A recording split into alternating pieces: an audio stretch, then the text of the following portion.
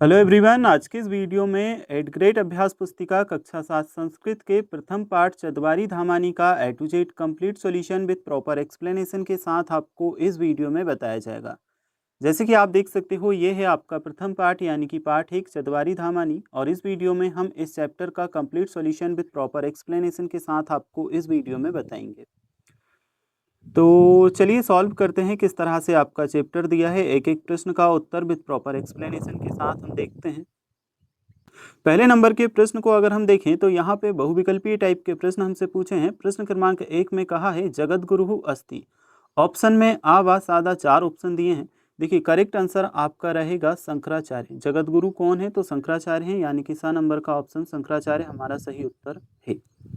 चलिए इसके बाद हम देखते हैं जो हमारा प्रश्न क्रमांक दूसरा पूछा है, रामेश्वरम अस्ति।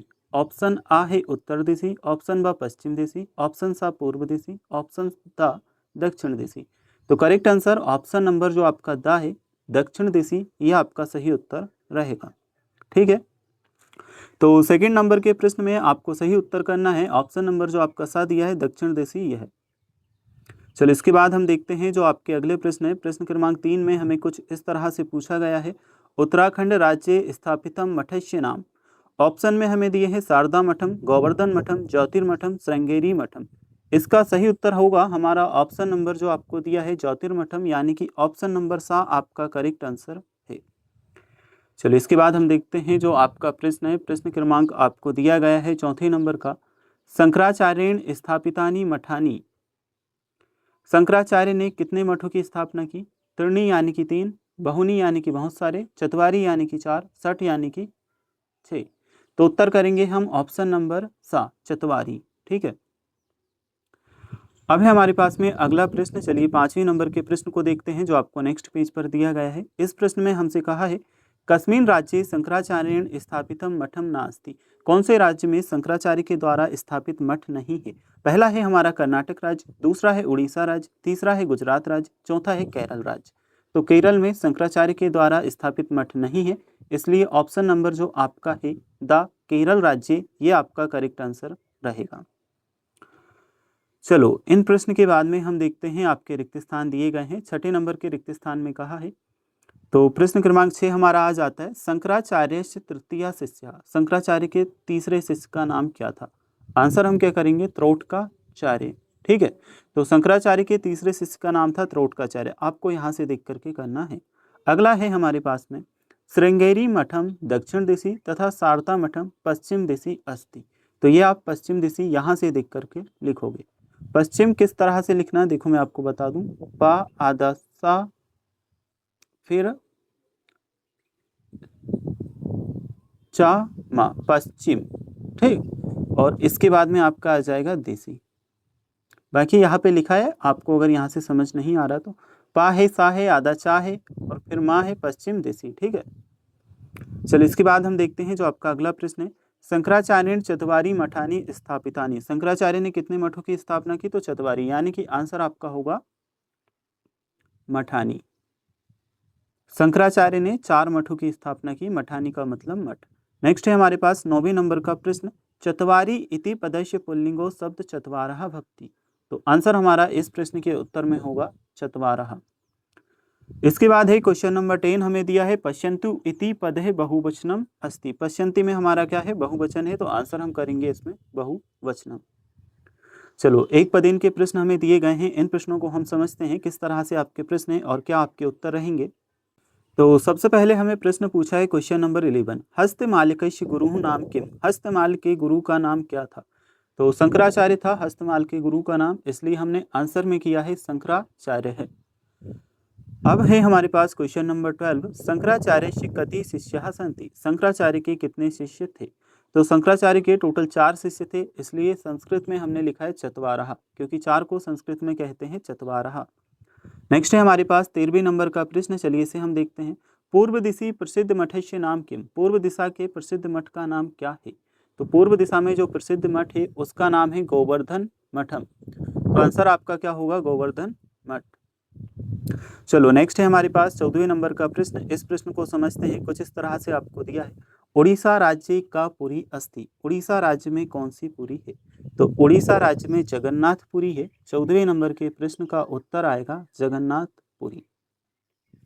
देखो ये जो आपके प्रश्न हैं कंप्लीट हो चुके हैं। अगर अभी तक आपने चैनल को सब्सक्राइब नहीं किया है तो कर लेना। अब हम देखेंगे आपके एक वाक्य के प्रश्न। तो यहाँ पे आपको दिए हैं मठानाम स्थापना केन कृता। इस प्रश्न का उत्तर आएगा मठानाम स्थापना शंकराचार्येण कृता। ठीक है, यह है आपका प्रश्न का उत्तर, मठानाम स्थापना शंकराचार्येण कृता। यह आपके 15वें नंबर के प्रश्न का उत्तर है। अब हम देखते हैं 16वें नंबर का प्रश्न। वेदांत तत्वानाम प्रचारार्थ कानि स्थापितानि। वेदांत तत्वों के प्रचार के लिए किसकी स्थापना की गई। तो 16वें नंबर के प्रश्न का उत्तर होगा, यहाँ से आप देखना, वेदांत तत्वानाम प्रचारार्थ मठानि स्थापितानि। वेदांत तत्वों के प्रचार प्रसार के लिए मठों की स्थापना की गई। 16वें नंबर के प्रश्न के बाद हमारा आ जाता है प्रश्न क्रमांक 17वां। भारतस्य एकतायाः मूलाधार कः। भारत की एकता का मूल आधार क्या है। तो आंसर हम करेंगे इस प्रश्न का, धर्म एव भारतस्य एकतायाः मूलाधार। धर्म भारत की एकता का मूल आधार है। ठीक है, धर्म एव भारतस्य एकतायाः मूलाधार। नेक्स्ट है हमारे पास 18वें नंबर का प्रश्न। इस प्रश्न में कहा है भारतम कथम संरक्षितम भवति, बद्रीनाथः धामम कस्मिन् राज्ये अस्ति। यह हमारे 18वें नंबर का। तो इस प्रश्न में हमारा आंसर होगा, देखिए यह आंसर आपको करना है 18वें नंबर के प्रश्न में। यहाँ से आप देखना, ठीक है, पूरा मैं आपको दिखा दूंगा। ये देखिए आप, धर्मो रक्षति रक्षितः अतः धर्म रक्षेण एव भारतम संरक्षितम भवति, बद्रीनाथ उत्तराखंड राज्ये अस्ति।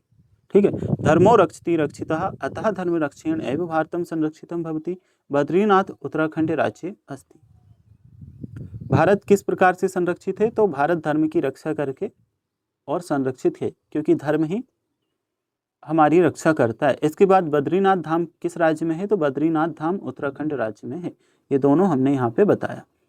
नेक्स्ट है हमारे पास प्रश्न क्रमांक 19वां। श्रुति स्मृति पुराणानाम इति श्लोकम लिखत। इस श्लोक को हमें लिखना था 19वें नंबर के प्रश्न में। तो श्लोक हमने लिखा है, श्रुति स्मृति पुराणानाम आलयम करुणालयम नमामि भगवत पादम शंकरम लोक शंकरम। ठीक है, ये आपका आंसर है। चलो ये जो है आपका आंसर कंप्लीट होता है 19वें नंबर के प्रश्न का। अब हम देखते हैं आपका जो प्रश्न है, प्रश्न क्रमांक 20। निर्देशानुसारम वचनम परिवर्तित। निर्देश के अनुसार हमें वचन परिवर्तित करना है। पहला हमें दिया है एक वचन, दूसरा इधर है हमारे पास बहुवचन। तो धाम का क्या होगा, धामानी होगा। मठम का होगा आपका मठानी। नाम का करेंगे नामानी। नेक्स्ट है हमारे पास पुष्पम, इसका होगा क्या, पुष्पाणी। अगला है फलम, तो इसका होगा फलानी। नेक्स्ट है हमारे पास वस्त्रम, इसका आप करेंगे वस्त्राणी। चलो ये जो आपके प्रश्न हैं कंप्लीट होते हैं। इसके बाद हम देखते हैं जो आपके और प्रश्न पूछे गए हैं। इन प्रश्नों को यहाँ पे आप देख सकते हो, एक रेखा चित्र यानी कि दिशा के अनुसार हमें मठों के नाम लिखना है। अब देखिए, पूर्व दिशा में हमारे पास गोवर्धन मठ है, तो यहाँ पे हमने गोवर्धन मठ का नाम लिखा है। उत्तर दिशा में ज्योतिर्मठ है, तो यहाँ ज्योतिर्मठ लिखा है। नेक्स्ट अगर आप देखोगे तो दक्षिण दिशा में हमारे पास श्रृंगेरी मठ है, तो यहाँ श्रृंगेरी मठ लिखा है। अगला है पश्चिम दिशा में शारदा मठ, इसलिए हमने शारदा मठम लिखा है। नेक्स्ट हम देखते हैं 21वें नंबर का प्रश्न हमें दिया है, निर्देश के अनुसार उत्तर लिखना है। शंकराचार्य से प्रथम शिष्य, शंकराचार्य के प्रथम शिष्य का नाम बताना है। उत्तर हमारा क्या आएगा, सुरेश्वराचार्य है। नेक्स्ट है शंकराचार्य से द्वितीय शिष्य, इसमें आंसर आएगा हस्तमालका। अगला है शंकराचार्य से तृतीय शिष्य, इसमें आंसर आएगा त्रोटकाचार्य। नेक्स्ट है शंकराचार्य से चतुर्थ शिष्य, इसमें आंसर आएगा पद्मपादः। चलो अब है हमारे पास 22वें नंबर का प्रश्न, इसे हम देखते हैं। ज्योतिर्मठ विषय पंचवाक्यानि लिखत। ज्योतिर्मठ के विषय में हमें 5 वाक्य लिखने हैं। तो ये हमने लिखा है, ज्योतिर्मठम उत्तर दिशि अस्ति, यानी कि ज्योतिर्मठ उत्तर दिशा में है। इदम मठम शंकराचार्येण स्थापितम, इस मठ की स्थापना शंकराचार्य ने की। ज्योतिर्मठम उत्तराखंड राज्ये अस्ति, ज्योतिर्मठ उत्तराखंड राज्य में है।